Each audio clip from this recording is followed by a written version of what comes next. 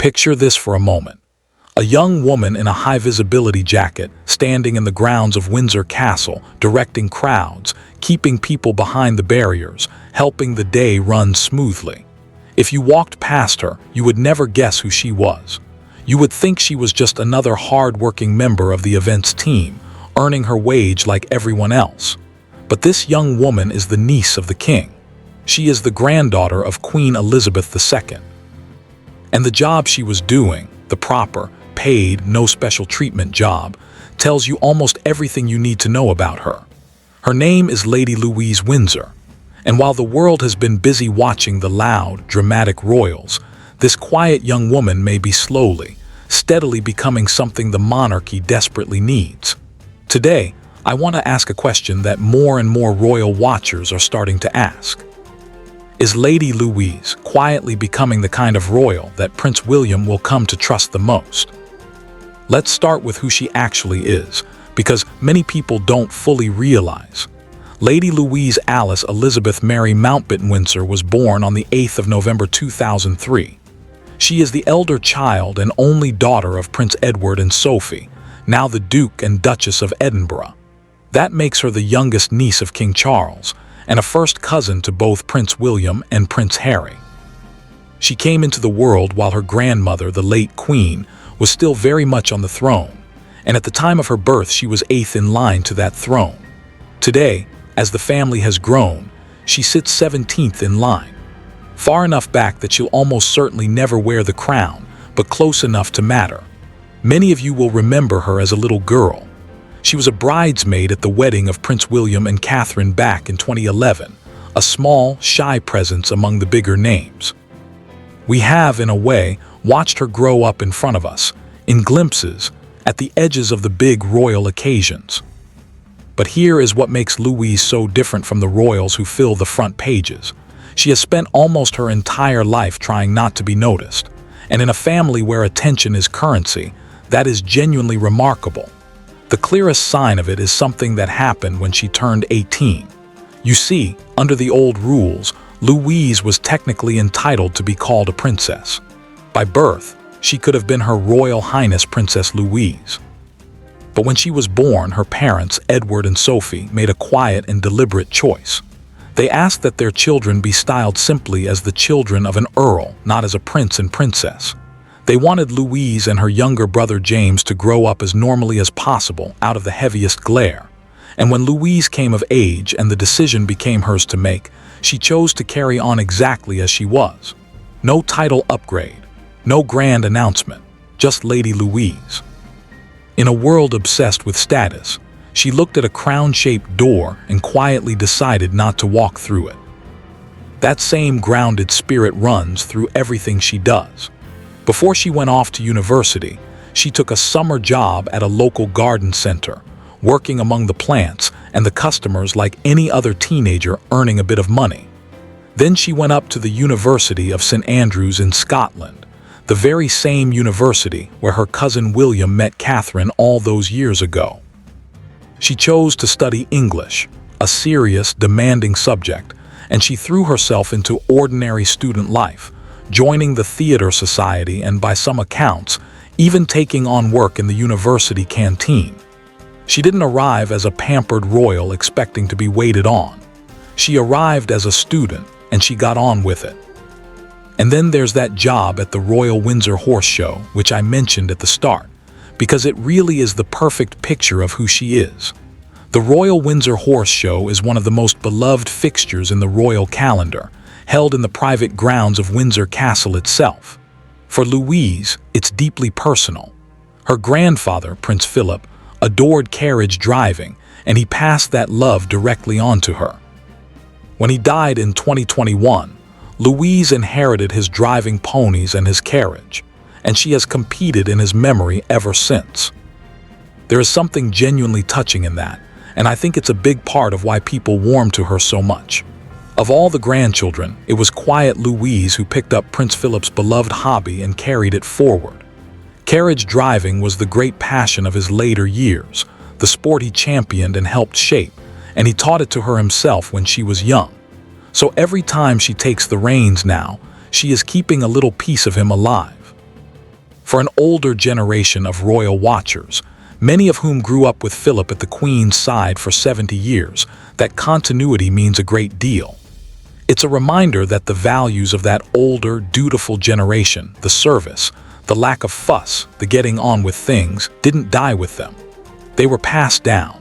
And in Louise, perhaps more than in any other young royal, you can see them living on.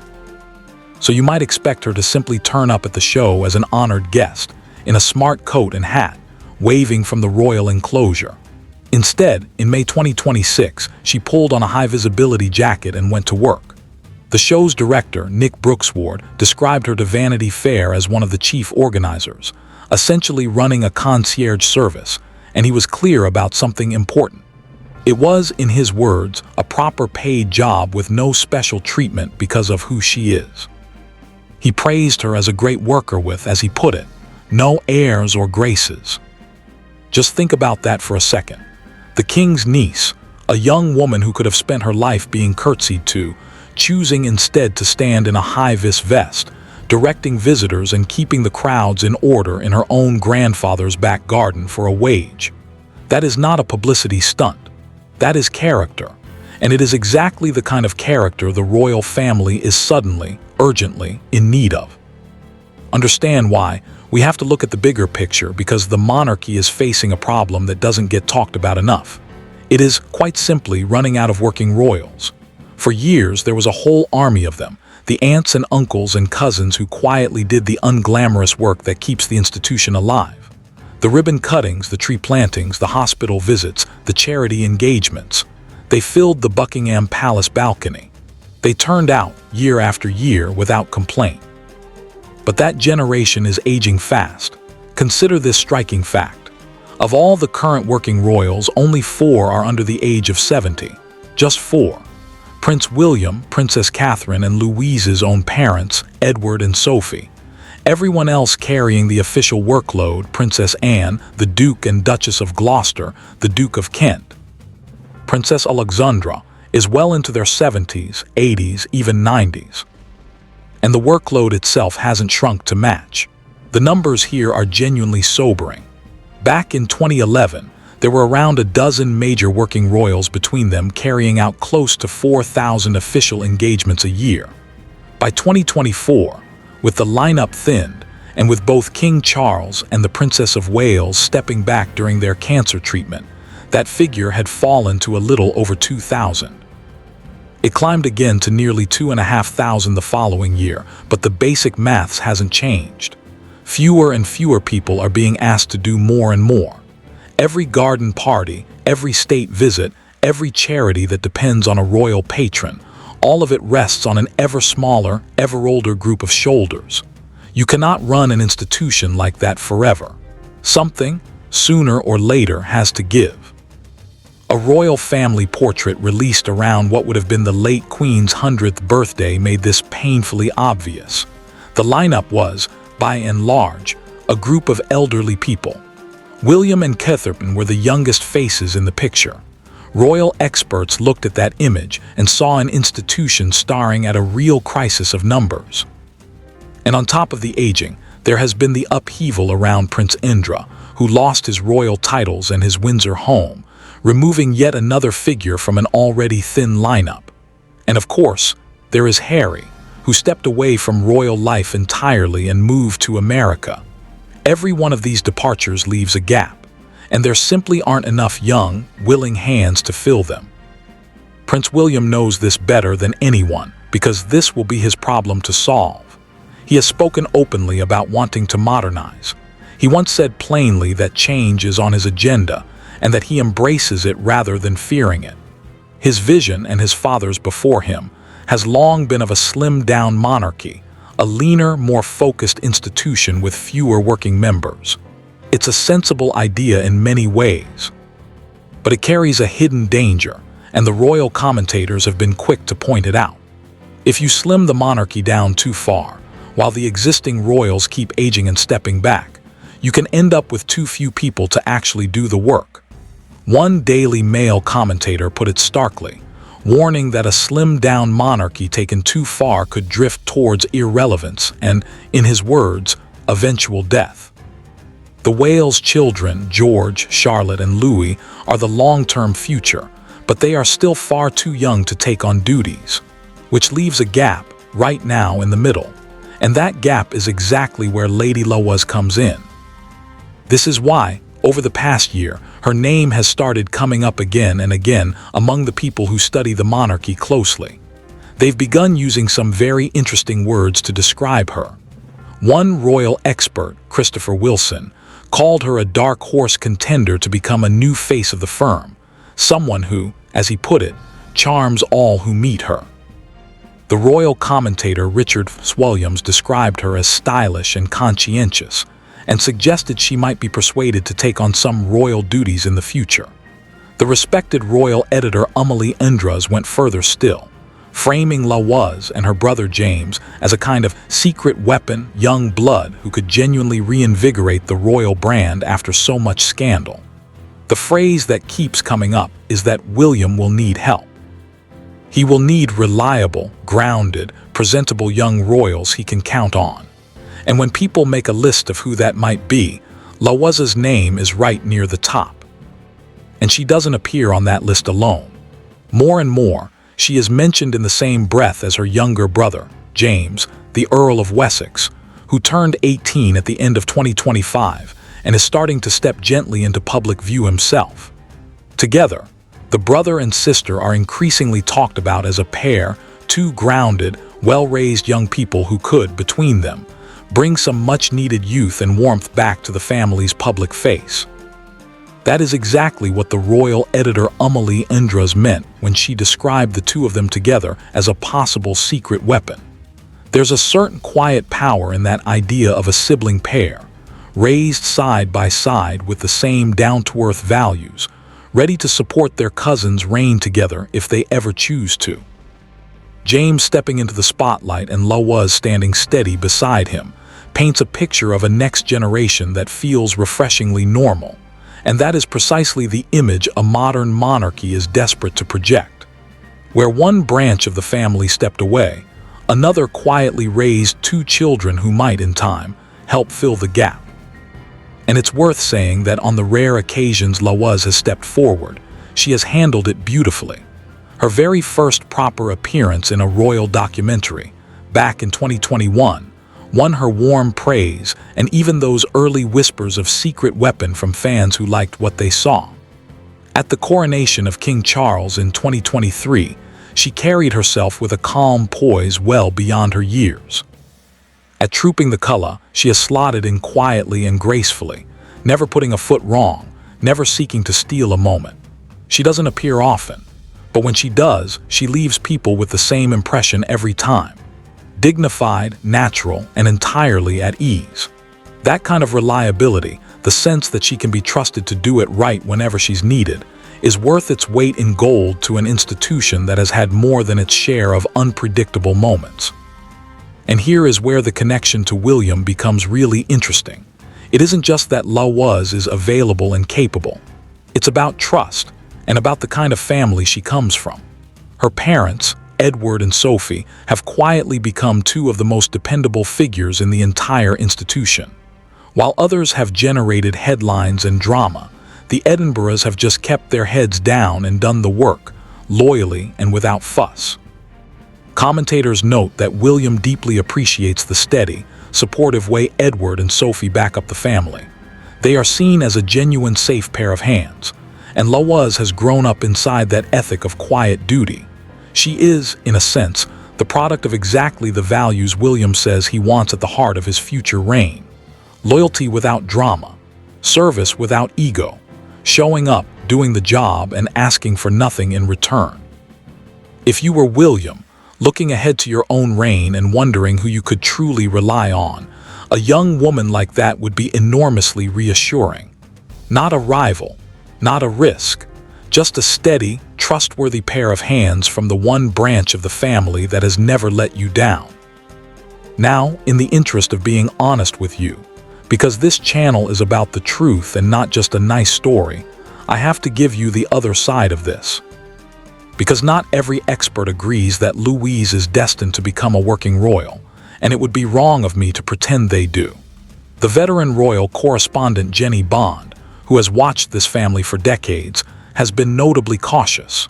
She has said she thinks it's actually unlikely that young royals like Louise and James will take up official duties, adding rather pointedly that it's unlikely they would even want to. And there's real weight to that view.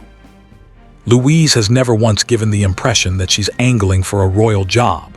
Quite the opposite. Everything she has done, the garden center, the canteen, the paid work at the horse show, points to a young woman who values an ordinary private life. Her mother, Sophie, is known to be fiercely protective of her children and has worked hard to keep them out of the spotlight.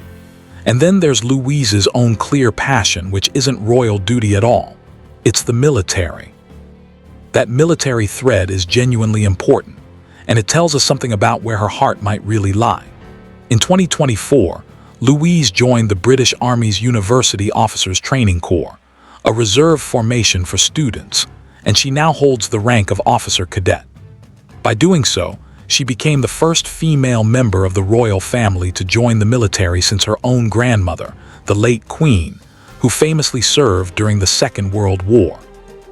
By all accounts, she has thrown herself into it completely, camouflage paint and combat gear and all. There's speculation that after she finishes her degree, she may pursue a path in the armed forces, or perhaps diplomacy or law. In other words, Louise may be building a real career of her own, one that has nothing to do with cutting ribbons and unveiling plaques. So when we ask whether she'll become William's most trusted royal, we have to be honest. It's a real possibility, championed by serious experts, but it is not a certainty. It's an open question, and the answer may depend as much on what Louise wants as on what the monarchy needs. But here is the thing, and I think it's the heart of why so many people find her story so compelling. Whether or not she ever takes on a single official engagement, Lady Louise has already shown the family, and the watching public, exactly what quiet class looks like. And that quiet class lands all the harder when you set it against the noise that has surrounded this family in recent years. Think about the contrast. On one side, you have a young woman who turned down the chance to be called a princess, who works a paid job in a hi-vis vest, and who has never once sought the limelight. On the other, you have the very public departure of Prince Harry, the interviews, the documentary, the memoir, the endless headlines about grievance and money and who said what. I'm not here to be cruel about Harry, and many of you will have a great deal of sympathy for him and his own story. But the contrast in approach is simply impossible to ignore. As the loudest members of the family have stepped away, it is the quietest ones who seem to be quietly rising in everyone's estimation. And there is something deeply fitting about that, isn't there? Because this is how the monarchy has always renewed itself, not through the ones who demand the spotlight, but through the ones who earn trust slowly over years by simply being dependable. The late Queen herself was, for most of her early life, the spare, the quiet one who only became heir because of a scandal and an abdication.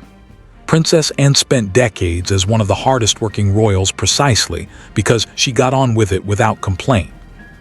Sophie, Louise's own mother, won the nation's affection not with drama but with steady, loyal service.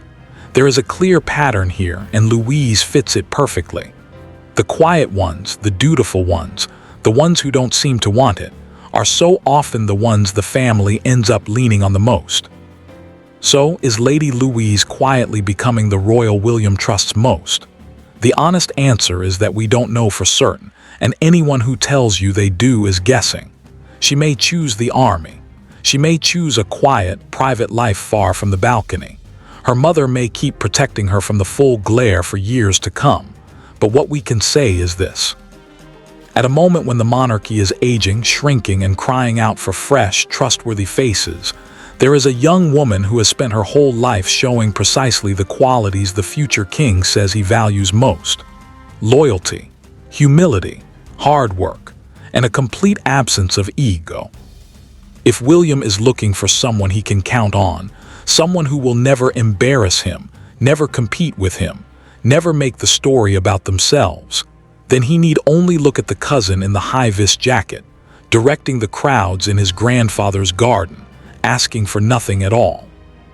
The royals who shout the loudest tend to burn out the fastest, but the ones who serve quietly, who let their actions speak for them, who are content to work in the background, they have a way of becoming indispensable.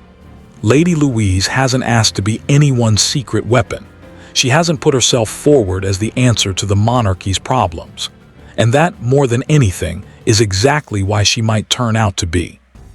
Because in a family that has had quite enough drama to last a lifetime, the most valuable person in the room is often the one who never raises their voice.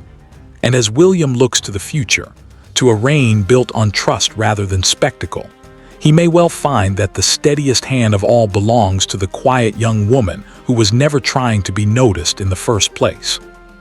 Thank you so much for watching.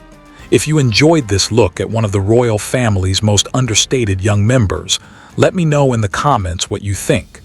Do you believe Lady Louise will step up when the time comes? And who else among the younger royals do you think William will come to rely on? Until next time, take care.